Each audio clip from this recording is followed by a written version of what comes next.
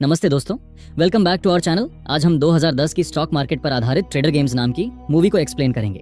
इस मूवी में हम देखेंगे कि कैसे एक ट्रेडर के लिए ओवर कॉन्फिडेंस खतरनाक हो सकता है, और अगर आप शेयर मार्केट से जुड़े हुए हैं तो ये मूवी आपको जरूर देखना चाहिए।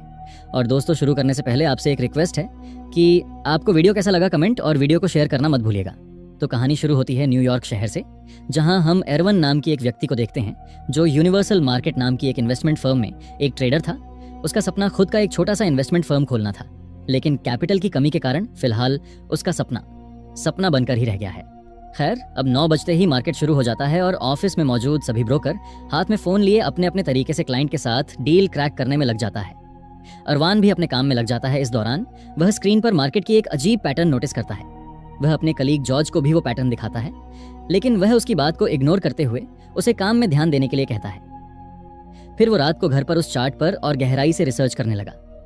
रिसर्च के दौरान उसे सिबिल नाम की एक लेडी के बारे में पता चलता है, जिसने ठीक स्टॉक मार्केट से मिलता जुलता वैसे ही ग्लोबल क्लाइमेट चेंज के एक चार्ट को पोस्ट करते हुए एक आर्टिकल पब्लिश किया था। सिबिल मैगिल यूनिवर्सिटी में एक क्लाइमेटोलॉजिस्ट थी। वह एक रिसर्च कर रही थी जो क्लाइमेट चेंज के कारण ह्यूमन बिहेवियर पर पड़ने वाले प्रभाव पर था। अब एरवन उससे मिलने यूनिवर्सिटी जाता है जहां पर वह काम करती है। वो अपना इंट्रोडक्शन देते हुए सिबिल की लिखी हुई आर्टिकल के बारे में बात करता है, और वह उसे कंप्यूटर स्क्रीन में यह भी दिखाता है कि किस तरह ग्लोबल क्लाइमेट चेंज के पैटर्न के साथ स्टॉक मार्केट के पैटर्न मेल खा रहे हैं। एरवन उसे यह भी कहता है कि अगर वह सिबिल की क्लाइमेट चेंज के डेटा को स्टॉक मार्केट में ट्रेड करने के लिए यूज करें तो वह दोनों बहुत प्रॉफिटेबल हो सकते हैं। तब सिबिल उसे कहती है कि ऐसा पैटर्न तो आए दिन बनते ही रहता है, और मेरे पास इतना टाइम नहीं है कि मैं इन चीजों में अपना टाइम वेस्ट कर सकूं। यह सुनकर अरवान वहां से चला आता है। अब अगले दिन अरवान जब ऑफिस पहुंचता है, वो देखता है कि ऑफिस में एक मीटिंग चल रही है। वह भी मीटिंग में जाकर बैठ जाता है। वहीं पर हम उनका बॉस विलियम को देखते हैं। वह काफी एरोगेंट किस्म का आदमी है और अपने स्टाफ के काम को लेकर बहुत सख्त हैं। अब मीटिंग के दौरान वो लोग डिस्कस करते हैं कि अब जब मार्केट का ट्रेंड बुलिश है और कुछ महीने तक ट्रेंड ऐसा ही रह सकता है, तो वो लोग डिसाइड करते हैं कि वो लोग बाइंग पे ज्यादा फोकस करेंगे। वहां पर अरवान को फिर से वही चार्ट दिखता है जो उसने अपने कंप्यूटर स्क्रीन में देखा था, इसलिए वह उनके इस डिसीजन से एग्री नहीं करता, पर वो कुछ कहता नहीं। खैर, अब उसी रात अरवान को सिबिल का कॉल आया। वह उसे मिलने के लिए बुलाती है। तब फिर सिबिल उसे कहती है कि तुमने जो उस दिन कहा था वह सही था। फिर उसने कहा कि उसका जो प्रोग्राम है वह क्लाइमेट चेंज के कारण ह्यूमन बिहेवियर में पड़ने वाले इफेक्ट के बारे में बताती है, और उसी प्रोग्राम का इस्तेमाल करके वो लोग मार्केट ट्रेंड को प्रिडिक्ट कर सकते हैं। दरअसल सिबिल का कहना यह था कि जिस तरह से क्लाइमेट चेंज के कारण हमारे एनवायरनमेंट में इफेक्ट पड़ता है, ठीक उसी तरह क्लाइमेट चेंज का असर ह्यूमन बिहेवियर में भी पड़ता है। इंसानों पर पड़ने वाले इस असर के कारण मार्केट में भी कहीं ना कहीं इसका प्रभाव दिखाई देता है। फिर सिबिल अरवान को दिखाती है किस तरह अपने बनाई हुई प्रोग्राम में स्टॉक मार्केट के डेटा को यूज करके वह लोग मार्केट के शॉर्ट टर्म ट्रेंड को प्रेडिक्ट कर सकते हैं, और साथ ही यह भी कैलकुलेट कर सकते हैं विनिंग प्रोबेबिलिटी कितनी हो सकती है। अब अगले दिन ऑफिस में एरवन जॉर्ज को अपनी स्ट्रैटेजी के बारे में समझाते हुए कहता है कि मार्केट अब टॉप बना चुका है, इसलिए हमें मार्केट को शॉर्ट करना चाहिए। लेकिन जॉर्ज यह कहकर मना करता है कि हमने मीटिंग में डिसाइड किया था कि अगले कुछ महीने तक हम मार्केट में बुलिश रहेंगे। तब एरवन उसे पिछले कुछ सालों के मार्केट के चार्ट को दिखाते हुए समझाता है कि हर बार मार्केट करेक्शन से पहले ठीक वैसे ही पैटर्न बनाता है जैसा कि अब हमारे मार्केट में बन रहा है, और यहाँ से करीब मार्केट 5 से 10% तक करेक्ट हो सकता है। फिर कुछ देर सोचने के बाद जॉर्ज मान जाता है और वह अपने असिस्टेंट को कॉल करके मार्केट को शॉर्ट करने के लिए कहता है, और उनका पोजीशन था $100 मिलियन का। दूसरी तरफ हम सैरा नाम की एक सुंदर लड़की को देखते हैं जो विलियम के ऑफिस में काम करती है। उसका काम था बड़े बड़े इन्वेस्टर से डील करना, ताकि वो अपना पैसा उनके फर्म में इन्वेस्ट करें। वह विलियम से अपने 2 मिलियन के बोनस के बारे में पूछती है। तब विलियम कहता है कि तुम ऐसे ही काम करती रहो, एक ना एक दिन तुम्हें तुम्हारा बोनस जरूर मिलेगा। तब सैरा कहती है कि मैंने तुम्हें इतने सारे क्लाइंट लाकर दिए हैं, अब बोनस देने के टाइम तुम आनाकानी कर रहे हो। तो विलियम कहता है, अगर तुम्हें मंजूर नहीं तो तुम कंपनी छोड़कर जा सकती हो, क्योंकि तुम्हारी जगह लेने के लिए बहुत लोग हैं मेरे पास, और कुछ तो तुमसे भी ज्यादा खूबसूरत। खैर, अब ऑफिस में इस तरफ एरवन देखता है मार्केट लगातार ऊपर जा रहा है। तभी उसके साथ काम करने वाला टोनी नाम का लड़का उसे कहता है कि मार्केट 2% तक ऊपर जा चुका है और हमारा लॉस $10 मिलियन तक पहुंच चुका है। मार्केट क्लोज होने में अब सिर्फ 30 मिनट बाकी था। तब एरवन सिबिल को कॉल करके पूछता है कि क्या तुम्हारे प्रेडिक्शन कंफर्म थी? तो वह कहती है कि हाँ, मैं 90% श्योर हूँ। तब एरवन कहता है, मैं यहाँ पर इतना पैसा दावों पर लगा चुका हूँ, तुम कह रही हो तुम 90% श्योर हो। तब सिबिल कहती है, मैं कोई भविष्य नहीं देख सकती, मैं बस प्रिडिक्ट कर सकती हूँ। एरवन गुस्से से फोन पटक देता है। उसका लॉस अब बढ़ता ही जा रहा था। वह अब जॉर्ज से कहता है, हम कल तक पोजीशन कैरी करेंगे, मुझ पर भरोसा रखो। अब मार्केट क्लोज हो चुका था और अर्वन के स्क्रीन पर काफ़ी बड़ा लॉस दिखाई दे रहा था। अब आगे स्टेटमेंट देखने के बाद इस बारे में विलियम को पता चलता है। तब एरवन और जॉर्ज दोनों को अपने केबिन में बुलाता है। तब एरवन कहता है ये सब पहली बार नहीं हो रहा है, हमने पहले भी लॉस में पोजीशन कैरी किया है। तब विलियम कहता है लेकिन ये पहली बार है, हमें एक दिन में $30 मिलियन का लॉस हुआ है। इस पर अरवान कहता है बस हमें कल तक की टाइम चाहिए, कल तक हम प्रॉफिटेबल होंगे। लेकिन विलियम उनकी एक नहीं सुनता और कहता है तुमने अपनी रिस्क लिमिट से बाहर जाकर ट्रेड लिया है। यह कहकर दोनों को जॉब से निकाल देता है। अब दोनों अपना सामान लेकर ऑफिस से निकल जाते हैं और रास्ते में अरवान जॉर्ज से माफी मांगता है क्योंकि यह सब उसके कारण हुआ है। अब अगले दिन अरवान एक जगह बैठकर कुछ सोच रहा था, तभी उसे ऑफिस से टोनी का कॉल आता है। वह कहता है मार्केट 2% गिर चुका है, मतलब उनका प्रेडिक्शन सही था और उनकी स्ट्रैटेजी काम कर रही थी। वह फौरन जॉर्ज को कॉल करता है लेकिन वह कॉल रिसीव नहीं करता। फिर अरवन को पता चलता है कि जॉर्ज ने जॉब से निकाले जाने के कारण डिप्रेशन में आकर सुसाइड कर लिया है। अब आगे अरवान जॉर्ज के फ्यूनरल पर जाता है जहां ऑफिस के सभी लोग मौजूद थे, साथ ही सैरा भी वहां पर मौजूद थी। अरवान जॉर्ज की वाइफ से मिलने के बाद वहां से जाने लगता है। तभी सैरा उसे पीछे से आवाज देती है। वह कहती है मैं जानती हूं कि ऑफिस में तुम्हारे साथ क्या हुआ है और मैं यह भी जानती हूं कि तुम शुरू से खुद का एक हेज फंड खोलना चाहते हो और इसमें मैं तुम्हारी मदद कर सकती हूँ। फिर अरवान ठीक है कहकर वहां से चला जाता है। खैर अब कुछ दिन बाद अरवान सैरा के कहने पर आर्थर नाम के एक बड़े इन्वेस्टर से मिलता है। आर्थर उससे कहता है कि जैसा कि सैरा ने कहा था तुम हेज फंड शुरू करना चाहते हो। तब अरवान कहता है कि मेरे पास एक ऐसी स्ट्रेटजी है जिससे हम दूसरों से ज्यादा प्रॉफिटेबल हो सकते हैं। तब आर्थर कहता है पहले तो सभी ऐसा ही कहते हैं, फिर कुछ ही महीनों में इन्वेस्टर का पैसा डुबो के गायब हो जाते हैं। तब अरवान कहता है हमने अपने स्ट्रेटजी को काफी बार बैक टेस्ट करके देखा है और इसका रिजल्ट काफी एक्यूरेट है। इसके बाद आर्थर उसके हेज फंड में इन्वेस्ट करने के लिए तैयार हो जाता है। फिर अरवान फ्लाइंग फंड नाम का हेज फंड शुरू करता है। दूसरी तरफ सारा विलियम को अपना रेजिग्नेशन लेटर देती है और कहती है मुझे फ्लाइंग फंड से ऑफर आया है। तब विलियम कहता है लेकिन मैंने इस हेज फंड का नाम कभी नहीं सुना। तब सारा कहती है ये नया हेज फंड है और इसका मैनेजर है अर्वन केरमोर। ये सुनकर विलियम काफी गुस्सा होता है और सारा मुस्कुराते हुए वहां से चली आती है। अब सारा बड़े इन्वेस्टरों के साथ एक होटल में मीटिंग अरेंज करती है। वहां अरवान इन्वेस्टरों को अपने हेज फंड के बारे में एक बहुत ही बढ़िया सा प्रेजेंटेशन देता है, जिसे देख इन्वेस्टर काफी इंप्रेस होते हैं और उसके फंड में इन्वेस्ट करने को तैयार हो जाता है। इस तरह अरवान सारा की मदद से काफी कम समय में $1 बिलियन तक फंड इकट्ठा कर लेता है। फिर कुछ दिनों में उसका हेज फंड 100 मिलियन तक प्रॉफिट जनरेट कर लेता है, जिससे उसके इन्वेस्टर उससे काफी खुश थे। अब दूसरी ओर हैरी नाम के एक बहुत ही रईस आदमी को देखते हैं उसके ऑफिस में। और भी कई सारे अमीर लोग थे।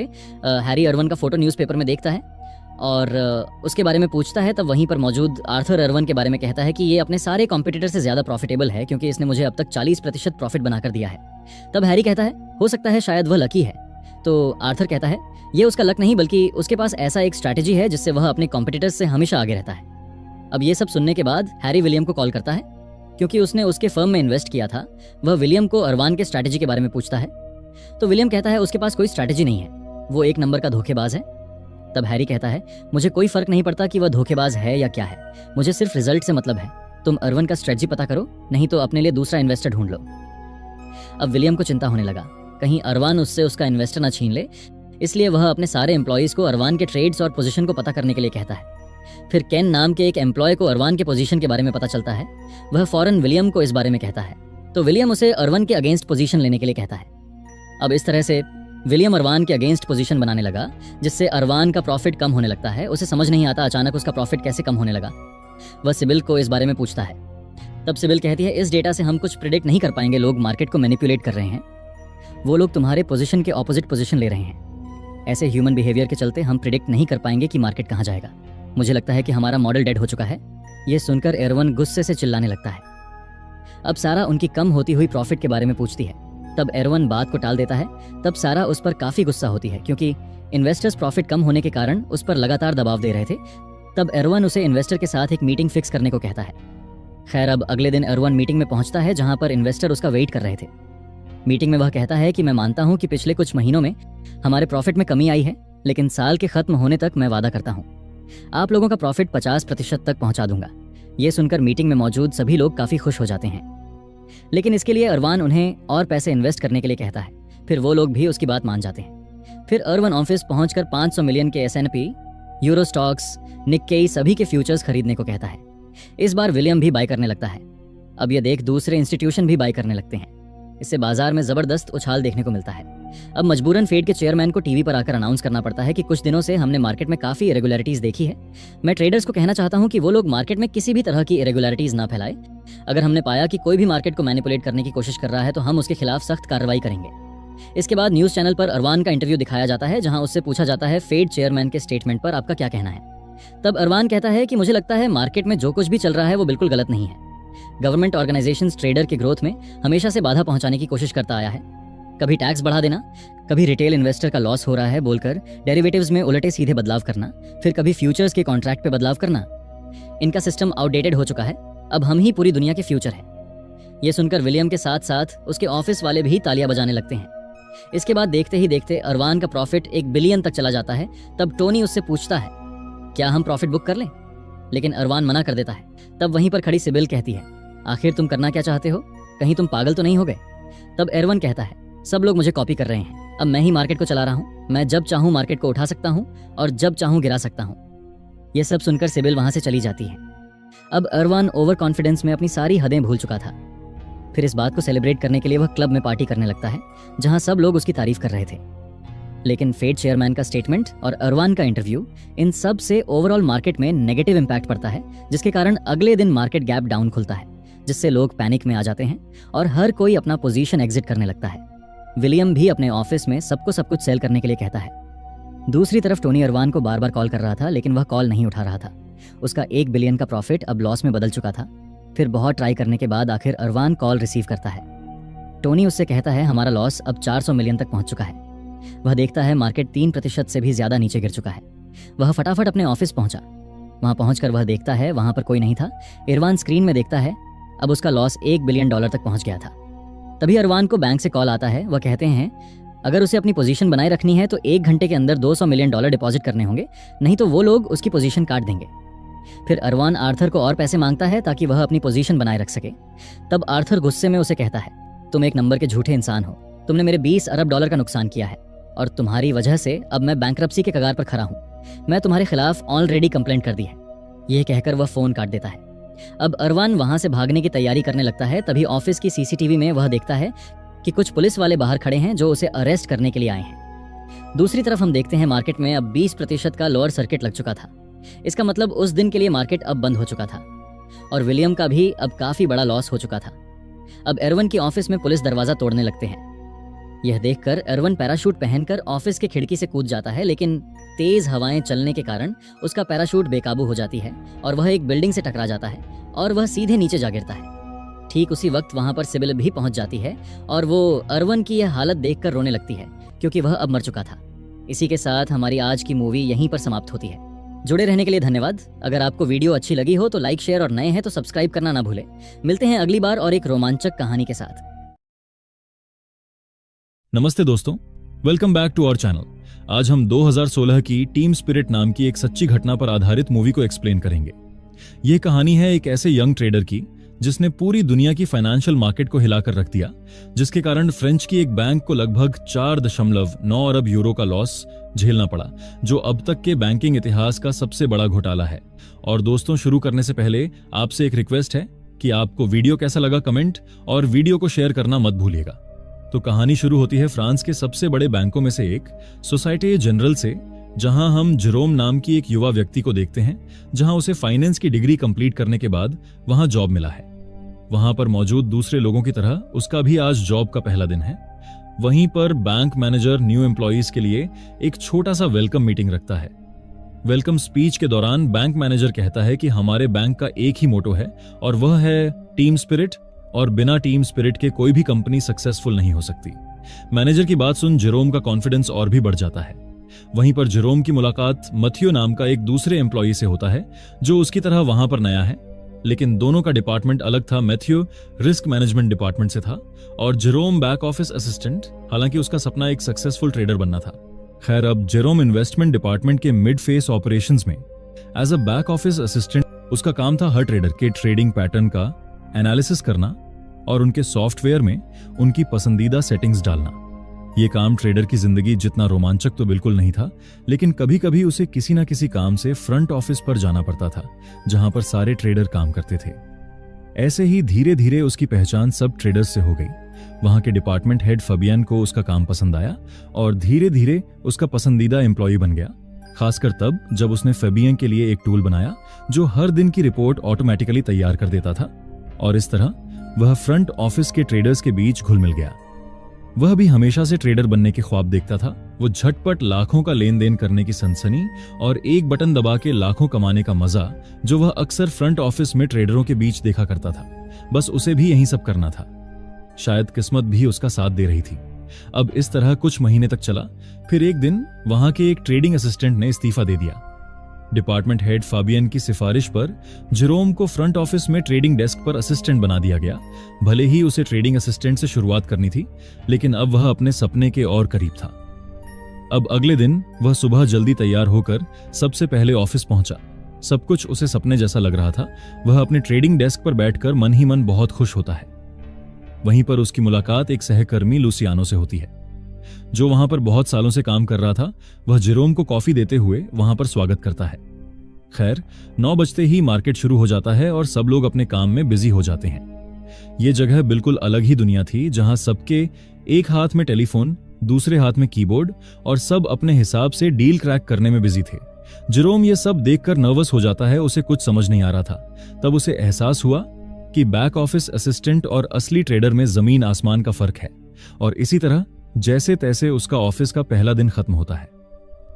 इसी तरह देखते ही देखते कुछ महीनों बाद जेरोम अपने काम का आदी हो गया। अब 2 साल असिस्टेंट रहने के बाद 2005 में जेरोम का प्रमोशन होता है और वह फाइनली एक ऑफिशियल ट्रेडर बन जाता है। अब उसका जो काम था वो था आर्बिट्राज ट्रेडिंग करना, जो अल्ट्रा शॉर्ट टाइम के लिए ट्रांजैक्शंस होते हैं। अब जिन्हें पता नहीं, यहां पर मैं बता दूं, आर्बिट्राज ट्रेडिंग मतलब जब अलग अलग मार्केट या एक्सचेंजेस में किसी एसेट की दामों में टेम्पोरेरी प्राइस डिफरेंस होता है, जो नेटवर्क लेटेंसी या टाइम गैप के कारण होता है, तो उन्हें बाय या सेल करके उसमें से मुनाफा कमाते हैं। मतलब दोनों मार्केट या एक्सचेंजेस के बीच जो प्राइस गैप होता है वह होता है उनका मुनाफा। और रिस्क कम करने के लिए एक साथ उल्टी पोजीशन भी लेनी पड़ती है, जिसे हेजिंग कहते हैं। इस काम में सबसे जरूरी होता है तेज नजर और फुर्तीले हाथ। पर यह सब उसने असिस्टेंट रहते देखा तो था, लेकिन देखने और करने में बहुत फर्क होता है। जब पहली बार खुद ट्रेड लेने की बारी आई तो डर के मारे उसके हाथ कांपने लगे, जो हर ट्रेडर के साथ होता है जब वह पहली बार अपना ट्रेड लेता है। 2 लाख यूरो की ट्रेडिंग, ये उसकी उस वक्त की 5 साल की सैलरी के बराबर थी। इतने पैसे एक क्लिक में खर्च कर देना उसके लिए डरा देने वाला था। अब उसकी हालत देखकर फाबियन समझ जाता है और उसे खिड़की के पास ले जाकर समझाता है कि देखो, 2 लाख यूरो आम आदमी के लिए पूरी जिंदगी की कमाई हो सकती है, लेकिन हमारे लिए यह रकम कभी कभी सिर्फ एक ट्रेड का सिर्फ फीस होता है। इसलिए अपनी नजरें ऊपर रखो और दूर की सोचो। उसकी बातों ने जेरोम के अंदर नया कॉन्फिडेंस भर दिया। अपने अंदर की डर को पीछे छोड़ वह ट्रेड लेना शुरू करता है।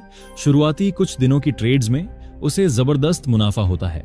शायद बिगनर्स लक साथ दे रहा था, लेकिन किस्मत कब तक साथ देती। एक दिन उसकी एक छोटी सी गलती के कारण पहली बार उसे बड़े लॉस का सामना करना पड़ा, जो कि 10 लाख यूरो था। वह अंदर से हिल गया। उसे कुछ समझ नहीं आ रहा था। तब फाबियन ने उसे समझाते हुए उसे शांत किया और उसकी नुकसान की भरपाई करने का वादा किया।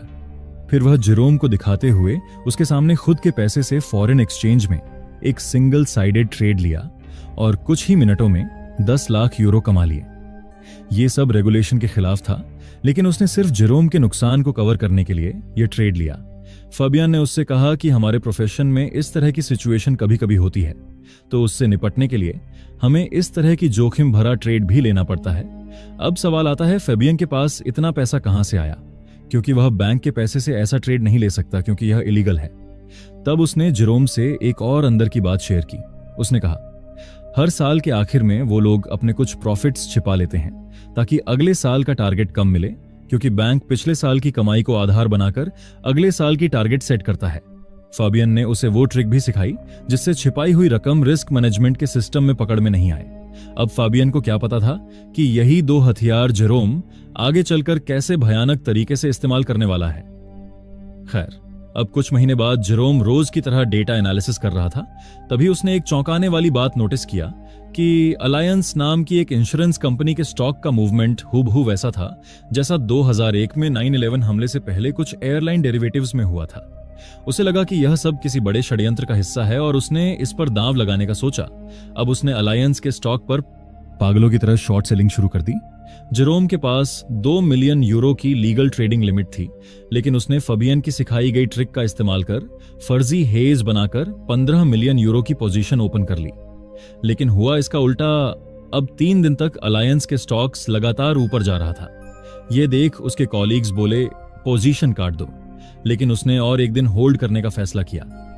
पोजीशन ओपन रहने पर या कहे तो कैरी फॉरवर्ड करने पर एक ट्रेडर की जो हालत होती है, ठीक वही हाल जेरोम का था। अब उसकी रातों की नींद उड़ गई थी। चौथे दिन भी स्टॉक का प्राइस बढ़ता रहा। यह देख अब उसे समझ आ गया कि उसकी ट्रेडिंग लाइफ और उसके सपने सब कुछ यहीं पर खत्म। अब इतने बड़े लॉस को काटने की उसके अंदर हिम्मत नहीं थी, तो उसने अपने एक कॉलीग से पोजीशन क्लोज करने को कहा और वह कैफेटेरिया में चला गया ताकि मानसिक रूप से अपने आप को सजा के लिए तैयार कर सके। लेकिन वह कहते हैं ना, जो रिस्क लेना जानता है किस्मत भी उसी का साथ देता है। जेरोम के साथ कुछ ऐसा ही हुआ। टीवी पर खबर आई कि लंदन मेट्रो में बम ब्लास्ट हुआ है। यह देख वह भागा भागा वापस ट्रेडिंग फ्लोर पर पहुंचा। अब इस न्यूज के कारण मार्केट गिरना शुरू हो गया। जेरोम अपने सिस्टम पर बैठा तो उसने देखा कि मार्केट गिरने के कारण अब उसका लॉस अब प्रॉफिट में बदल चुका है। वह तेजी से अपने पोजीशंस को एग्जिट करके अपना प्रॉफिट बुक करने लगता है, लेकिन तभी उसे और एक मुसीबत का सामना करना पड़ता है। उसका सिस्टम हैंग हो जाता है। वह दूसरों से मदद मांगता है, लेकिन कोई उसकी मदद नहीं करता क्योंकि सब अपने सिस्टम में बिजी थे। उसे समझ नहीं आ रहा था कि अब वह क्या करें। लेकिन तभी एक टेक्नीशियन आकर उसका सिस्टम ठीक करता है। तभी वह देखता है कि वह टेक्नीशियन कोई और नहीं बल्कि वही लड़की है जिसको वह लाइक करता था। लेकिन उसके पास आज इस सब के लिए टाइम नहीं था। वह फटाफट अपने सिस्टम में बैठता है और अपने काम में लग जाता है। कुछ देर बाद मार्केट बंद होता है। वहां पर सब निराश थे क्योंकि इस मौके का फायदा कोई भी ठीक से नहीं उठा पाया, सिर्फ एक को छोड़कर, और वो था जेरोम। वह अपना P&L स्टेटमेंट देखता है। तब हम देखते हैं कि उसने 15 मिलियन यूरो की ट्रांजैक्शन की है और उसने 5 लाख यूरो से भी ज्यादा कमाए, जो एक ही दिन में अब तक वहां कमाई जाने वाली सबसे बड़ी रकम थी। लेकिन दूसरी तरफ फाबियन का बड़ा लॉस होता है। तब जेरोम उसकी मदद करता है और अपने मुनाफे से उनका नुकसान भर देता है, क्योंकि उसके बुरे समय में फाबियन ने उसकी मदद की थी। और यह सब देख वह हैरान रह जाता है। अब ब्रेक के दौरान सब लोग एक कैफेटेरिया में बैठे थे। तभी जेरोम को वह लड़की दिखती है। तब उसे पता चलता है उसका नाम सोफिया है। वह दोस्तों के कहने पर उसे डेट के लिए पूछता है, लेकिन वह साफ मना कर देती है। लेकिन वह अपने पैसों का रौब दिखाने लगता है। तब सोफिया उसके मुंह पर ड्रिंक फेंक देती है और यह देख उसके दोस्त हंसने लगते हैं। खैर, अब रिस्क मैनेजमेंट डिपार्टमेंट को पता चल चुका था कि जेरोम ने 15 मिलियन यूरो की इलीगल ट्रेडिंग की है। उन्होंने इंक्वायरी बिठाई। तब उसे लगा अब सब खत्म। लेकिन जब उन्होंने देखा कि जेरोम ने लाखों कमाए हैं, उन्होंने उसे दंडित नहीं किया, बल्कि उसकी लिमिट बढ़ाकर 5 मिलियन यूरो कर दी, क्योंकि उसकी वजह से बैंक को भी काफी बड़ा प्रॉफिट हुआ है। इस लाइन में नियम नहीं, सिर्फ नतीजे देखे जाते हैं, और यहां जितना बड़ा रिस्क उतना ही बड़ा रिवॉर्ड। इस सब के बाद अब फाबियन वॉल स्ट्रीट जा रहे थे। जाने के टाइम फाबियन ने जेरोम को एक बात कही कि जिंदगी में हमेशा 2 रास्ते होते हैं, एक चौड़ा और एक तंग। हमेशा तंग रास्ते से गुजरना सीखो, क्योंकि चौड़ा रास्ता भीड़ भरा होता है और बर्बादी की ओर ले जाता है। उसे समझ नहीं आया वह क्या कहना चाह रहा था। अब बैंक ने उसे प्रमोट किया, सैलरी और बोनस भी बढ़ाया, लेकिन साथ ही टारगेट भी बढ़ा दिए। पर उसके पास थी फबियन की सिखाई ट्रिक कमाई छिपाने की कला, जिससे उसने टारगेट का बोझ झेलना आसान बना लिया। पर अब वह अपने नॉर्मल ट्रेडिंग से बोर हो गया था। वह हर वक्त यह सोचता रहता है कि एक और बड़ी कमाई कैसे किया जाए। अब फिर एक शाम ऑफिस के एक फंक्शन के दौरान जेरोम की मुलाकात सोफिया से होती है। वह सोफिया से उस दिन के लिए माफी मांगता है। इस तरह दोनों के बीच दोस्ती की शुरुआत होती है और फिर आगे चलकर दोस्ती प्यार में बदल जाती है। फिर आया मार्च 2007। जेरोम को कुछ संकेत मिले कि अमेरिका की सब प्राइम हाउसिंग मार्केट टूटने वाली है। उसने फिर से शॉर्ट सेलिंग शुरू कर दी, हाउसिंग से जुड़ी कंपनियों और फ्यूचर्स पर, फिर से वही फर्जी हेजिंग और फंड्स का गलत इस्तेमाल करके। शुरुआत में उसने थोड़ा पैसा लगाया, लेकिन बाजार 3 महीने तक बिना कोई हलचल के साइडवेज रहा। नुकसान से बचने के लिए उसे हर बार ज्यादा पैसा लगाना पड़ा। ऐसा करके जुलाई तक उसने करीब 300 बिलियन यूरो की पोजीशन बना ली थी, जो खुद सोसाइटी जनरल बैंक के कुल मार्केट वैल्यू जितनी थी। यहीं से शुरू हुआ बैंकिंग इतिहास का सबसे बड़ा डाउनफॉल। अब वह मानसिक रूप से टूट चुका था, हर चीज पर चिड़चिड़ा और गुस्सा करने लगा था। उसके सहकर्मी उसे समझाते थे कि यह बस एक नौकरी है, इतना स्ट्रेस लेने की जरूरत नहीं। पर उन्हें नहीं पता था कि उसने उन सब की नौकरियां दांव पर लगा दी हैं। इसी बीच एक घटना ने जेरोम की चिंता को और बढ़ा दिया। उसके जैसा ही लुसियानो ने 2 करोड़ यूरो का फंड गलत तरीके से इस्तेमाल किया था, लेकिन वह पकड़ा गया। उसे नौकरी से तो निकाला ही गया, बैंक ने उसके खिलाफ केस भी फाइल कर दिया और भारी भरकम हर्जाना मांगा। लुसियानो यह सब सह नहीं पाया और ऊंची इमारत से कूदकर अपनी जान दे दी। उसके फ्यूनरल में शामिल होकर जब जेरोम अपने आप के बारे में सोचने लगा, तब उसे एहसास हुआ कि उसकी हालत भी ठीक ऐसा ही होने वाला है। निराशा और हताशा मानो उसे निगल रही थी, लेकिन तभी किस्मत ने एक बार फिर उसे बचा लिया। फ्यूनरल के दौरान अचानक सबके मोबाइल फोन बजने लगे। कॉल उठाते ही उसके सारे कॉलीग चर्च के बाहर पागलों की तरह भागने लगे। तो हुआ यूं था कि बैंक ऑफ पेरिस ने अनाउंस किया है कि कुछ हाउसिंग डेरिवेटिव्स में भारी जोखिम पाया गया है और इस खबर से यूरोप के बाजारों में हड़कंप मच गया। यह था वह धमाका जो यूरोप में सब प्राइम क्राइसिस की औपचारिक शुरुआत बन गया। अब जेरोम के दिमाग में बस एक शब्द गूंज रहा था कि कैसे भी करके फटाफट अपनी पोजीशन क्लोज करो। तभी उसके पास बैठे एक कॉलीग ने कहा कि तुम्हारे जैसे बड़े पोजीशन को क्लोज करने में कम से कम 1 हफ्ता लग जाएगा। पर वह इंतजार नहीं कर सकता था। तनाव अब असहनीय हो गया था, क्योंकि यह मौका वह हाथ से जाने नहीं दे सकता था। उसने तुरंत फ्रेड नाम के एक बड़े ब्रोकर से कांटेक्ट किया, जो ब्लॉक डील के जरिए उसके सारे कॉन्ट्रैक्ट कुछ ही मिनटों में उन्हें बेच सकता था। अब फ्रेड जेरोम के कहने पर उसके सारे कॉन्ट्रैक्ट बेचने लगता है और कुछ ही मिनटों के अंदर उसके 3000 कॉन्ट्रैक्ट्स ब्लॉक डील के जरिए बेच डाले। उस डील से जेरोम ने पूरे 1.5 बिलियन यूरो कमाई, यानी बैंक की उस साल की कुल आमदनी का 1/3 उसने अकेले ही बना डाला। लेकिन वह इतनी बड़ी रकम को सीधे दिखा नहीं सकता था, तो उसने उसमें से 1.45 अरब यूरो छिपा दिया, जैसे वह पहले करता था। उस साल का टारगेट तो बस 1.2 करोड़ यूरो का बाकी था, तो उसने 5 करोड़ यूरो दिखा दिया और जैसे तैसे बेस्ट परफॉर्मर का टाइटल भी मिल गया। अगर वह वहीं रुक जाता और नॉर्मल ट्रेडिंग करता रहता तो एक दिन वह उस बैंक का सबसे बड़ा मुकाम हासिल कर सकता था। मगर इंसान का लालच कभी नहीं रुकता। अब जेरोम ने फिर से एक दाव खेला। उसे लगा कि सब प्राइम क्राइसिस जल्द ही खत्म हो जाएगा और उसने एक बार फिर ह्यूज क्वांटिटी में बाइंग शुरू कर दी। जब पूरी दुनिया नुकसान काट कर बेच रही थी, वह अकेला था जो पागलों की तरह बाइंग पर बाइंग कर रहा था। शायद पिछले 1.5 अरब के प्रॉफिट का नशा ही था जिसने उसकी सोचने की ताकत छीन ली, और कुछ ही महीनों में उसकी लॉन्ग पोजीशन 500 अरब यूरो तक पहुंच गई। यह आंकड़ा तो उस समय की वियतनाम की जीडीपी जितना था। लेकिन बाजार लगातार गिरता रहा और गुजरते दिनों के साथ उसका लॉस भी बढ़ता गया। उसके छिपाए गए 1.45 अरब यूरो तो कब का डूब चुका था, ऊपर से और भी चला गया। अब वह चाहकर भी यह पोजीशन क्लोज नहीं कर सकता था। यह अब उसकी बस की बात नहीं रही। खैर, अब जनवरी 2008 को सरकार ने तय किया कि यह पता लगाया जाए कि फ्रेंच बैंकिंग सेक्टर ने सब प्राइम क्राइसिस में कितना घाटा झेला। फ्रेंच सेंट्रल बैंक ने हर बैंक में ऑडिट टीम भेज दी और जेरोम की किस्मत देखिए। जांच में सबसे पहले उन्हें उसकी छिपाए हुए 1.45 अरब यूरो का पता चल गया। उसकी इन्वेस्टिगेशन शुरू हुई और फिर बैंक के टॉप अफसरों ने तुरंत उसे बुलाया।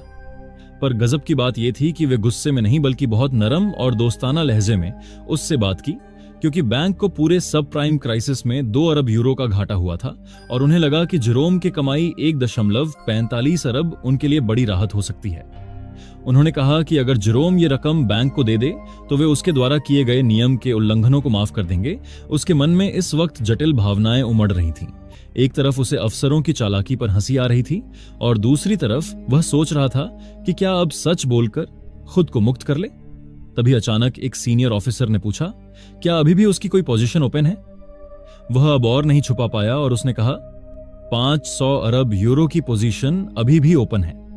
यह सुनते ही बैंक में जैसे भूचाल आ गया और सीनियर ऑफिसर के पसीने छूट गए।